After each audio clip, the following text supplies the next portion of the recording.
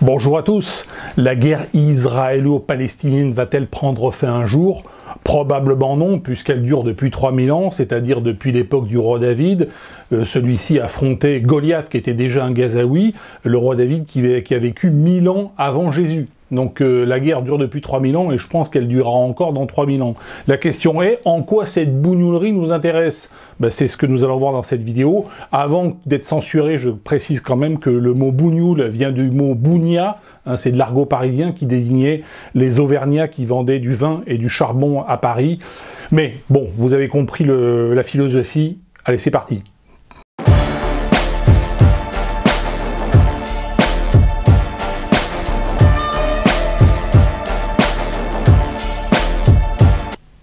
Tout d'abord, ce que l'on peut dire, c'est que l'origine du tribalisme territorial juif vient du Deutéronome. Le Deutéronome, c'est le 5e livre du Pentateuque, que les Juifs appellent le Tanar, qui est la Bible hébraïque ou Ancien Testament. Les 5 livres sont la Genèse, l'Exode, le Lévitique, les Nombres et le Deutéronome. Et le Deutéronome raconte l'histoire de Josué, qui était l'adjoint en gros de Moïse, qui va conquérir le pays de Canaan. Donc ce sont les Hébreux qui vont conquérir le pays de Canaan. Voilà l'histoire que raconte le Deutéronome. Et le Deutéronome est extrêmement violent. Dans le Deutéronome, le Dieu Yahvé est totalement génocidaire. Il commande aux Hébreux de mettre en esclavage ou d'exterminer la plupart des populations qu'ils rencontrent dans ce pays de Canaan. Donc il y a effectivement une origine biblique de cette violence et qui naturellement est une origine religieuse. Donc elle est absolument sacrée, incontestable et incontestée pour quiconque est croyant véritablement.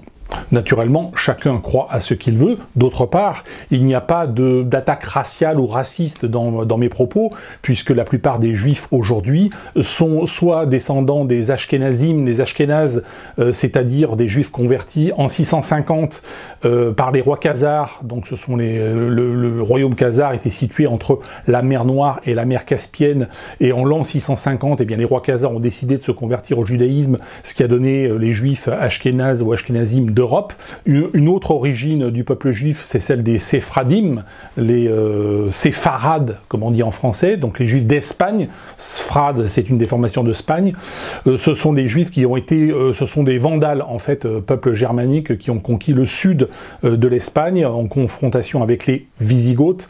Et cette guerre entre Vandales et Wisigoths va conduire les Vandales à se convertir au judaïsme et puis plus tard à l'arianisme, la religion du prédicateur Arius, et plus tard encore à l'islam, lorsque celui-ci arrivera à la fin du 7e siècle en Afrique du Nord et en Andalousie. L'Andalousie, c'est le Vandalus, c'est le pays des Vandales.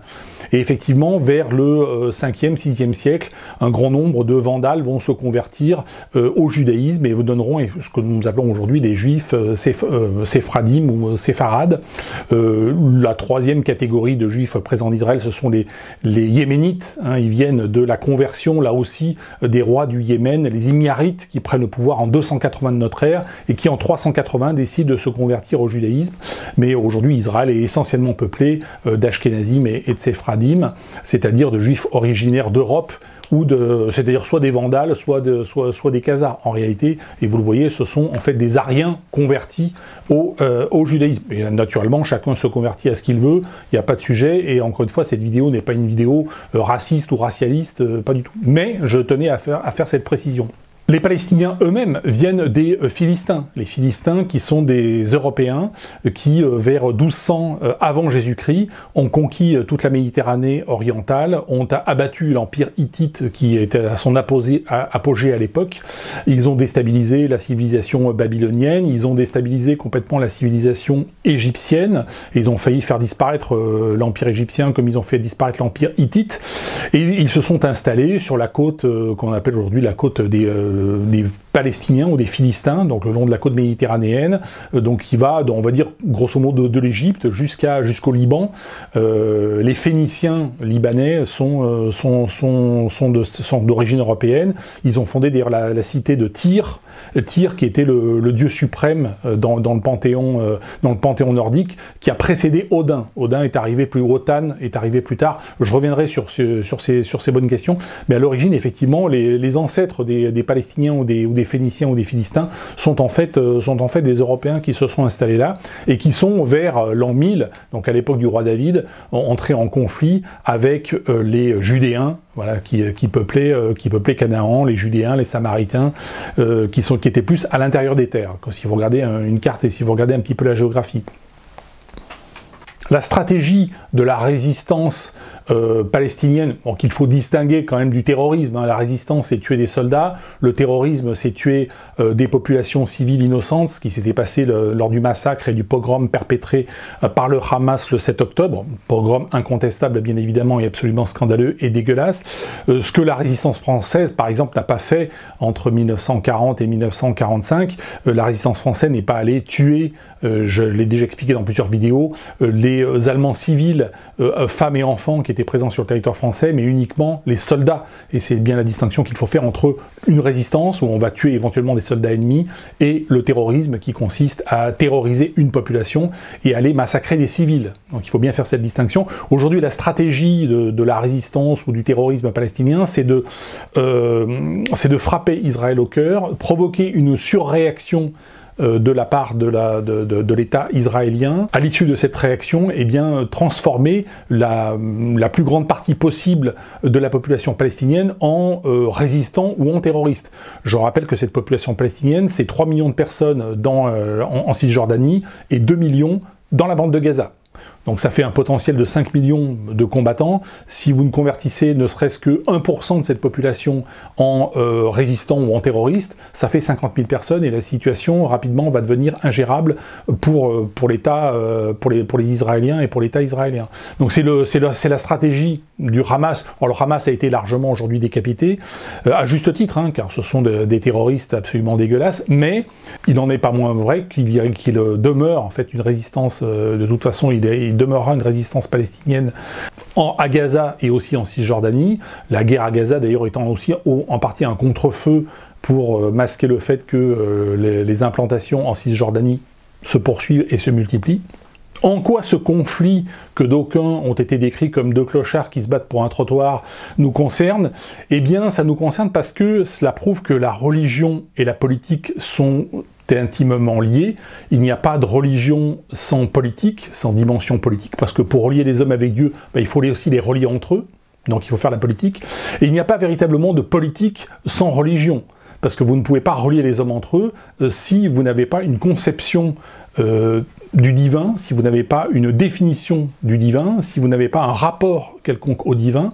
Donc religion et politique sont intimement liés, c'est aussi tout le sens de mon travail, et la guerre israélo-palestinienne est aujourd'hui un bon exemple de religions qui sont complètement dégénérées, que ce soit effectivement le judaïsme ou l'islam, qui comportent des faiblesses doctrinales, on va dire, et théologiques extrêmement graves. Je reviendrai bien sûr sur ces sujets, mais ces dysfonctionnements, on va dire, internes, conduisent à des conflits sanglants, et la démocratie n'apporte pas de solution. D'abord, la démocratie a déclenché au XXe siècle un très grand nombre de guerres. Je rappelle qu'en 1914 comme en 1939, la France, qui est une démocratie, a déclaré la guerre à l'Allemagne. Bon, le Royaume-Uni ou les États-Unis ont également déclenché un certain nombre de guerres aussi au XXe siècle ou au XIXe siècle, alors que ce sont des démocraties. Donc la démocratie n'est pas la garantie du tout de la paix, il n'est pas la garantie qu'il n'y aura pas de massacre perpétré ou qu'il n'y aura pas de politique coloniale, par exemple. La France démocratique, à la fin du 19e siècle, a lancé de grandes campagnes de colonisation en Afrique ou en Indochine. Donc là, la démocratie n'a jamais été une garantie de paix et de bienveillance à l'égard de l'humanité. La véritable garantie, c'est un peuple, une terre. Donc il faut avoir pour avoir la paix durablement dans un État démocratique, il faut avoir une population ethniquement et religieusement homogène. J'entends la critique de certains internautes qui me disent, mais par exemple à Dubaï ou à Singapour ou à l'île Maurice, vous avez des sociétés qui sont ethniquement et religieusement très hétérogènes et qui fonctionnent. Mais ce sont des sociétés qui ne fonctionnent pas de façon démocratique. Ce sont des sociétés qui fonctionnent de façon totalitaire. Alors ce totalitarisme est un totalitarisme éclairé, ce sont des sortes de dictatures éclairées, mais on ne peut pas avoir le beurre et l'argent du beurre. Soit on a une démocratie et il faut un peuple, une terre et une religion, soit on est dans une société effectivement multiculturelle, multiraciale, ce que tu veux, et à ce moment-là, ou multireligieuse, et à ce moment-là, il faut une dictature. Mais on ne peut pas avoir le beurre et l'argent du beurre, il va falloir choisir. Si vous voulez en savoir plus sur le sujet, je vous renvoie à Demain l'âge d'or, livre dans lequel je développe la question identitaire. Nous autres occidentaux, nous vivons dans des pays dans lesquels nous pouvons choisir notre religion, nous pouvons choisir aussi le pays dans lequel nous voulons vivre, c'est un petit peu le privilège de l'homme blanc, mais nous ne pouvons pas choisir notre identité sexuelle, à moins de charcutage absolument désastreux, et nous ne pouvons pas choisir notre identité raciale. Michael Jackson s'y est essayé, mais c'est pas très efficace. Alors l'identité raciale, c'est peut-être la plus stupide de toutes, par rapport aux autres identités, mais c'est la seule qui soit solide, et c'est la seule qui soit l'identité d'avenir sur le long terme. Voilà, j'ai fait, je pense, le tour de cette question, mais je reviendrai notamment sur l'histoire, effectivement, des peuples palestiniens et israéliens, également sur la question religieuse, bien sûr, de l'islam et du judaïsme, car il y a beaucoup à dire sur le sujet. Merci à toutes et à tous, et je vous dis à bientôt.